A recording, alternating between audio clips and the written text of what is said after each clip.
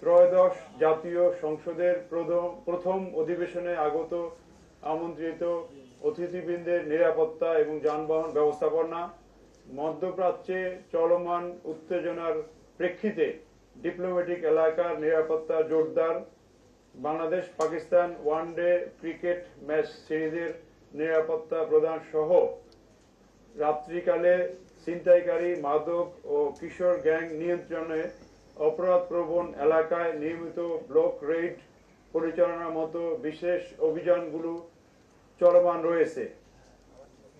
মুসলমানদের সর্ববৃহৎ ধর্মীয় উৎসব পবিত্র ঈদুল ফিতর উপলক্ষে নগরবাসীর ঈদযাত্রা সুগম করা এবং ফাঁকা রাজধানীর নিরাপত্তার জন্য প্রয়োজনীয় প্রস্তুতি ইতিমধ্যেই শুরু হয়ে গিয়েছে এবং বাকি ফোর্স মোতায়েন করা হবে।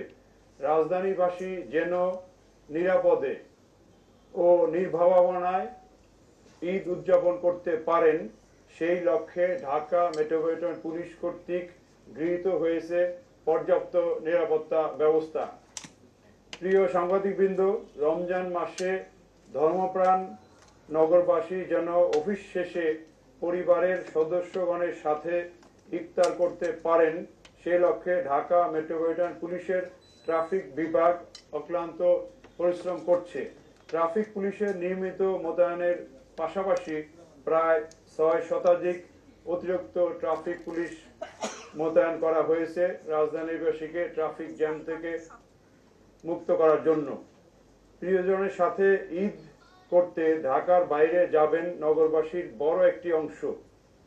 তাদের ঈদ যাত্রা যেন নির্বিঘ্ন ও নিরাপদ হয় সেই লক্ষ্যে ডিএমপি প্রয়োজনীয় প্রস্তুতিমূলক ব্যবস্থা গ্রহণ করছে। আইন শৃঙ্খলা রক্ষা এবং সর্বসাধারণের যাতায়াতের সুবিধার্থে রাজধানীর 4টি বাস টার্মিনাল, 1টি লঞ্চ টার্মিনাল, রেল স্টেশন ঘিরে নেওয়া হয়েছে পর্যাপ্ত নিরাপত্তা পরিকল্পনা। যাত্রী হয়রানি বন্ধ এবং মাত্রাতিরিক্ত বা অতিরিক্ত ভাড়া আদায় রোধে ইউনিফর্ম পুলিশের পাশাপাশি মোতায়েন থাকবে গোয়েন্দা পুলিশ। এসব টার্মিনালে পুলিশের কন্ট্রোল রুম এবং ওয়াচ টাওয়ার স্থাপন করা হবে। ঢাকা উত্তর এবং দক্ষিণ সিটি কর্পোরেশন ছাড়াও 3টি বাস টার্মিনালে ডিএমপি কর্তৃক সিসি ক্যামেরা স্থাপন করা হবে।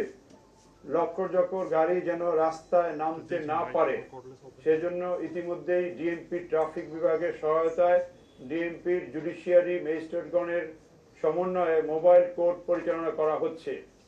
অতিরিক্ত ভাড়া আদায়, টিকিট কালোবাজারি রোধ, যাত্রী হয়রানি বন্ধে বাস এবং লঞ্চ টার্মিনাল সমূহে জুডিশিয়াল ও এক্সিকিউটিভ ম্যাজিস্ট্রেটের সমন্বয়ে 9টি মোবাইল কোর্ট পরিচালিত হচ্ছে।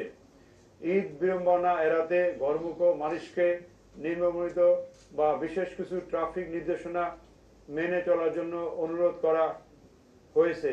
আমরা আগেই জানিয়েছি, তারপর আবার জানাচ্ছি, ঈদের আগে এবং পরে 3 দিন সাধারণত বিশেষ পণ্যবাহী মালামাল ব্যতীত ট্রাক, লরি, কাভার্ড ভ্যান বন্ধ থাকবে।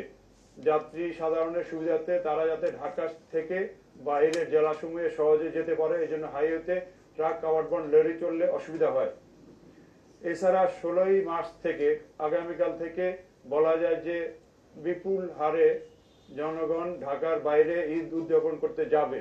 এই জন্য ঢাকাবাসীকে পরামর্শ দেওয়া হয়েছে ঢাকার যে এক্সিট রোডগুলা, বিশেষ করে ঢাকা ময়মনসিংহ মহাসড়কের কুড়িল থেকে আবদুল্লাপুর, গুলিস্তান থেকে সাইনবোর্ড, আরং ক্রসিং থেকে আমিন বাজার, মিরপুর রোড, ফুলবাড়িয়া থেকে তাঁতিবাজার হয়ে বাবুবাজার ব্রিজ বা গুলিস্তান থেকে বুড়িগঙ্গা ব্রিজ, মাহমুদপুর বসিলা হতে বসিলা ব্রিজ সড়ক, আবদুল্লাপুর হতে দৌড় ব্রিজ এবং ফুলবাড়িয়া থেকে সদরঘাট টার্মিনাল, এই এলাকাগুলো ঢাকাবাসী যেন অ্যাভয়েড করে যাতে ঢাকার বাইরে যারা যাবে তারা সহজেই বের হয়ে যেতে পারে।